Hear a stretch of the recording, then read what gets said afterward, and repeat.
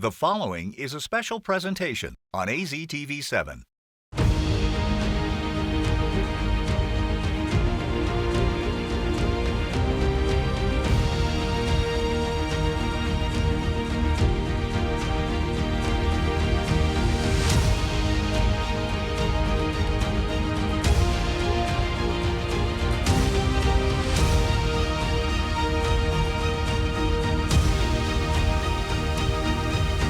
Welcome to Before You Vote. I'm Mike Broomhead.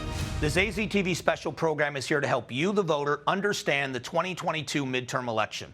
We will be talking with candidates and data analysts to give you insight into who and what is on the ballot. A lot has changed. Supreme Court decisions have left abortion back to the states. The number one issue with the entire country is about inflation and gas prices. And there are 6 statewide races that could change the complete direction that we're taking as a state here in Arizona. Today, we're talking with gubernatorial candidate Scott Neely. Scott is a business owner who has never run for public office before. Interesting perspective and should be a great conversation.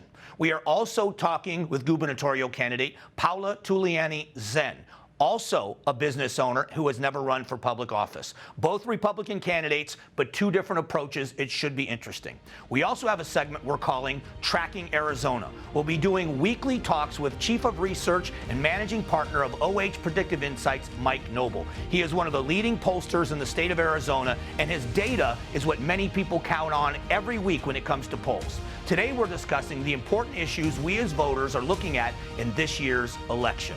It's a show you're not going to want to miss. We'll be back here in exactly 60 seconds.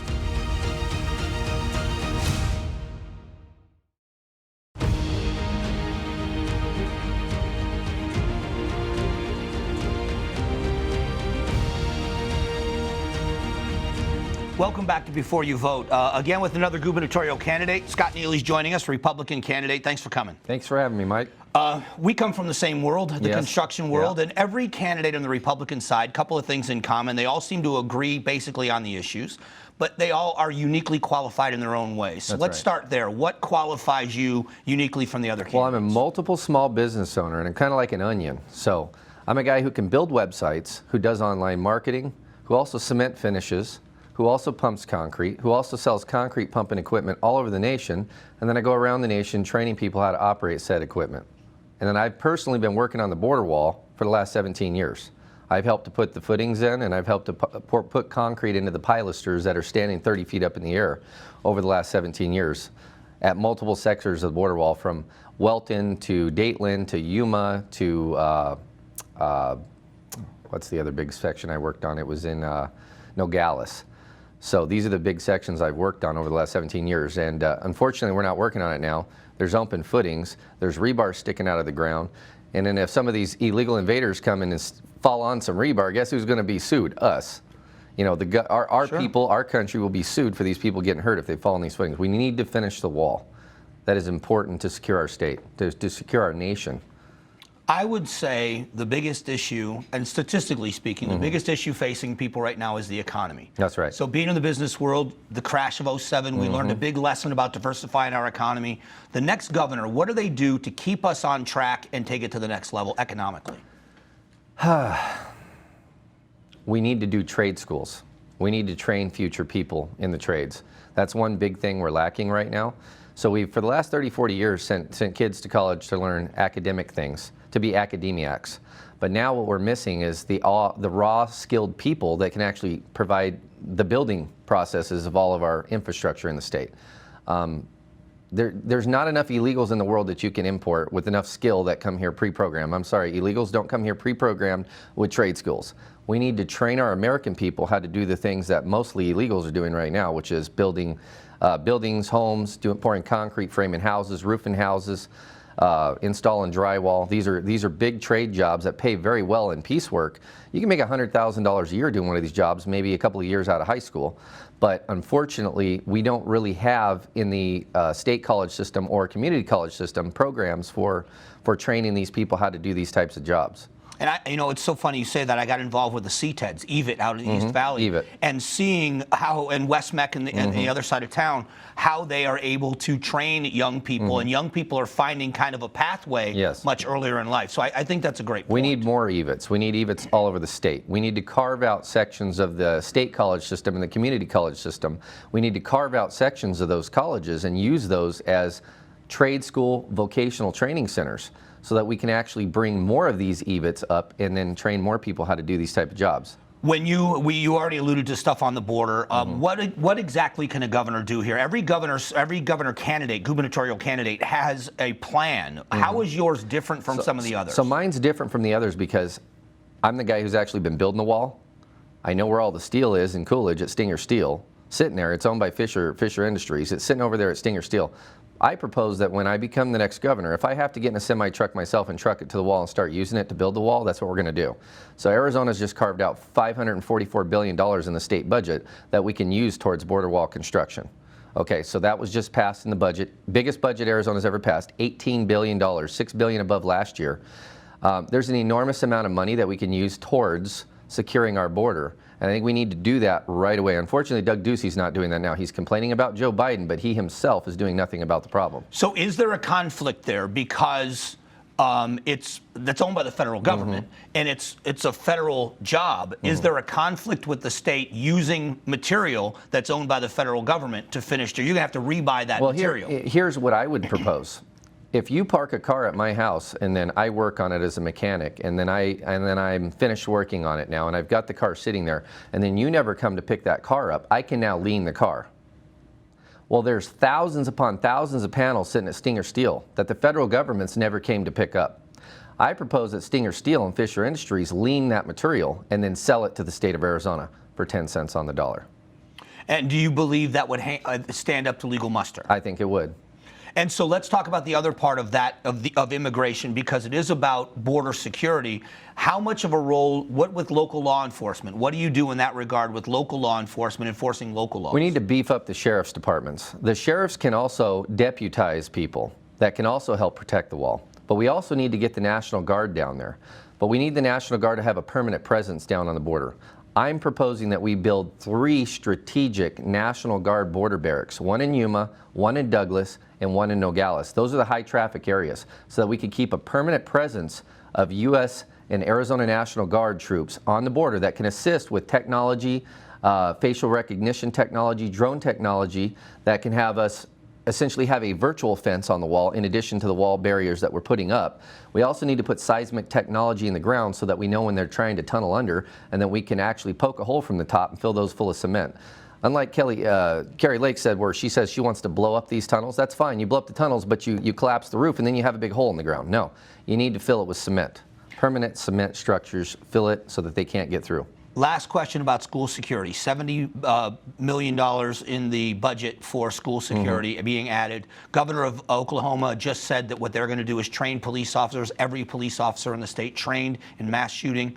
What's the answer in Arizona for school security? I think we need to take former police officers and former Army vets, and I think we need to give them the permission, and we need to ensure them to be able to be on site with guns as volunteers, insured by the school district, so that they're not sued if they happen to get into a gunfire exchange with a criminal that's trying to hurt kids. And I think a lot of them would do it at no charge to the taxpayer.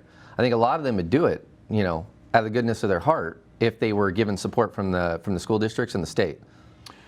It's good to meet you, and it's good to finally have a conversation with you, and good luck in the campaign, and I look forward to talking to you again. Yeah, thank you. Look forward to talking to you too. All right, we'll be back to Before You Vote in just a few minutes. Coming up next, we're looking at the top issues voters are concerned about in this 2022 midterm election. Mike Noble is here, going to give us the data we need to know. This is Before You Vote.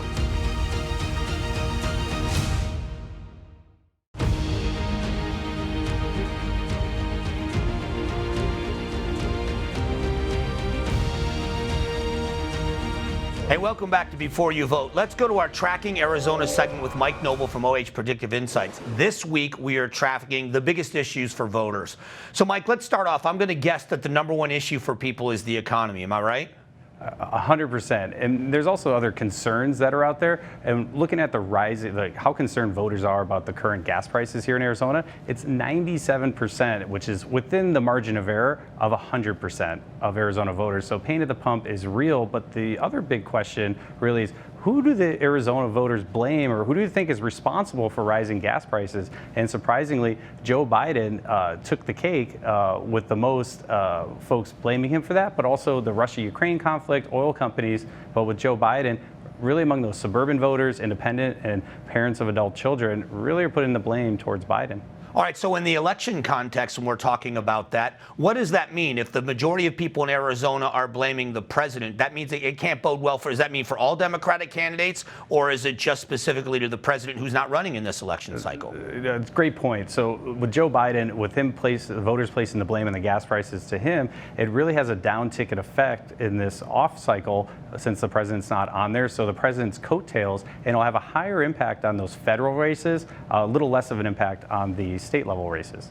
Interesting to look at how the demographics or how the issues have changed, what the importance on each issue has changed over time. 100%. Because back in the 2020 election, the top three issues was education, jobs and the economy, and healthcare. Immigration wasn't even a top three issue. However, now fast forwarding to now, jobs in the economy and immigration are essentially tied as the top issues, with education and healthcare in a very distant third place.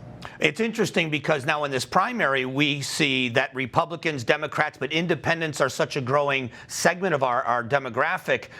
Does it change in importance for issues based on party affiliation? Absolutely. And as you can see here on the numbers is that you look at Republicans, immigration is very much driven by Republicans. So when you're seeing these Republican primaries play out, you essentially have to have a border wall ad to earn your chops this election. But when you look at Democrats, among their base, education, healthcare is much more important. But what's going to be the topic? What's going to be important to the general election is going to be jobs and economy, which all three groups, independents, Republicans, Democrats, all agree on. Jobs and economy is going to be the top issue. Hey, Mike, I always appreciate the insight from you, and I look forward to talking to you again in the next round. Thank you for having me, Mike. Coming up next, we're sitting down with gubernatorial candidate Paola Tulliani Zen. We're going to find out our campaign's top issues and how it differs from other candidates in this race. This is Before You Vote.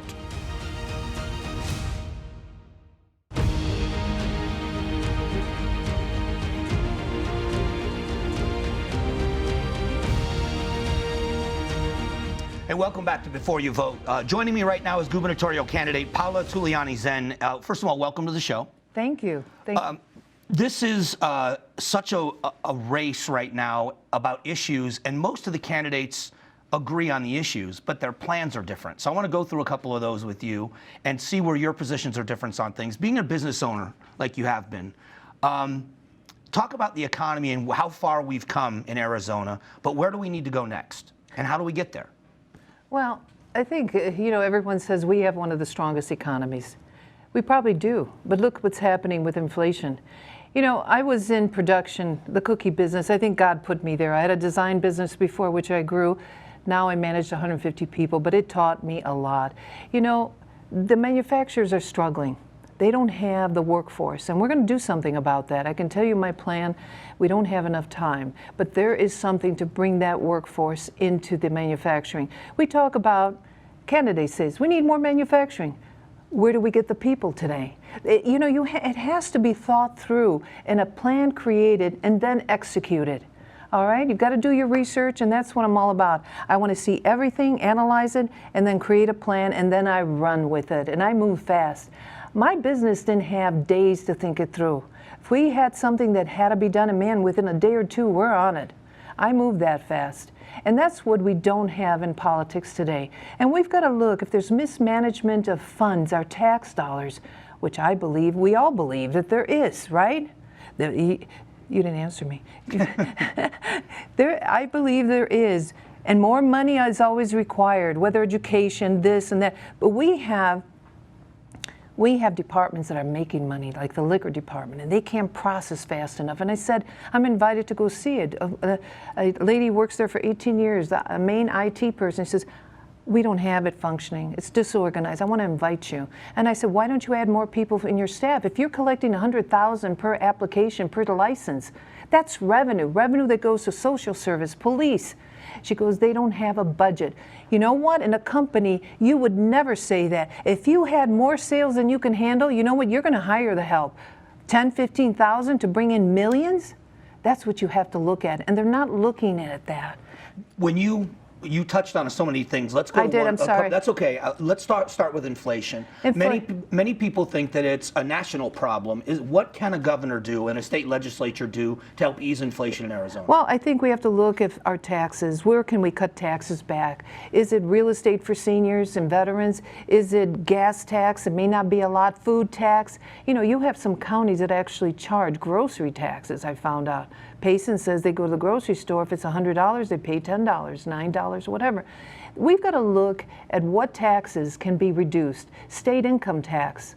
I understand from the ex-treasurer, I've done a lot of research, it certainly can be done. Other states have done it, we can. We can't. The more money that comes into, they figure out where to spend it. And we do have to trim the government. We have to figure out where the mismanagement is and how do we put it where it needs to be. And that's business.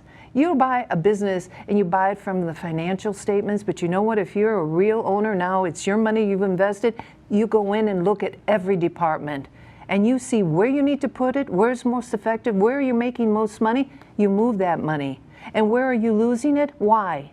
You have to evaluate that. You can't throw out something and say, I'm going to do this. No, we know that there's mismanagement and we've got to go into the government and treat it like a business. So how do you do that as opposed to a chief executive as a governor has to work with the legislature? Exactly. There's a lot they can't do on their own. Well, you know, so how do you do that? Well, I'm going to work with the legislators. A legislator came up to me, he's running for Senate. He says, I'm fed up after 7 years. We ran 200 bills. Ducey rejected all, vetoed all of them. You know what, as governor, you go in and work with these people. I've always worked with my managers. Remember, you get the team to work with you. In my company for 25 years, the people that I started have never left me. People that came in after held on to their job. The turnover is tremendous now. But you know what? You never leave your job, you leave your leader. And if you have a good leader in government, you create that energy. And that's what has to be done. We have to get people that can do the job and are effective and are energized being part of this government. They're not. I walked into the Capitol. You know what? They're tired. The Capitol is tired. I go into the third floor, second floor with the Secretary of State. They've got the 1960 French settee in velvet. Then 2/3 of the floor is empty. You could have a gym in there. The energy's not there. We've got to get people that want that job and are productive. And you know what? They love their leader. Their leader has to do things for them also. I asked, do you ever have events? Do you bring the group together? Never. How about Christmas? They do nothing for us.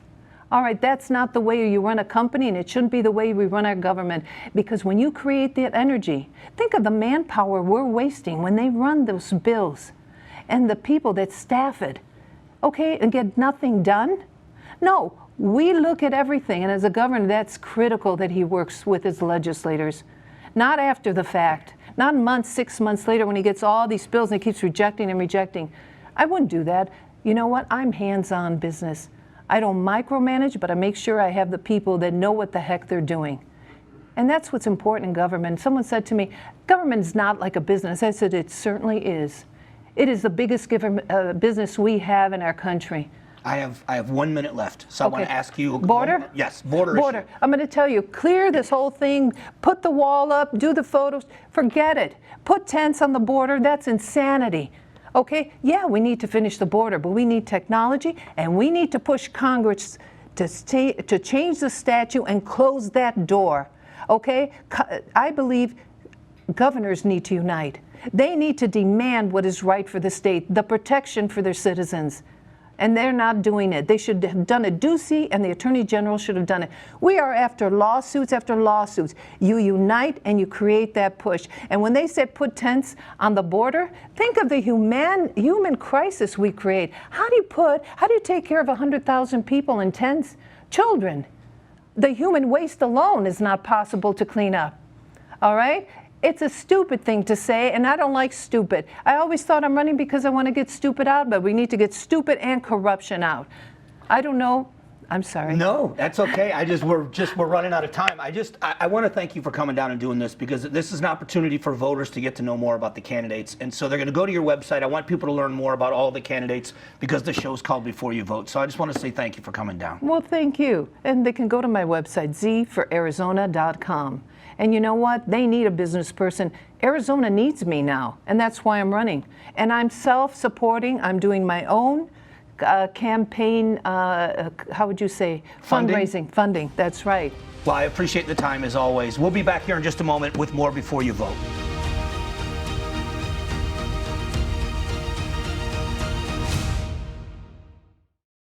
Welcome back to Before You Vote.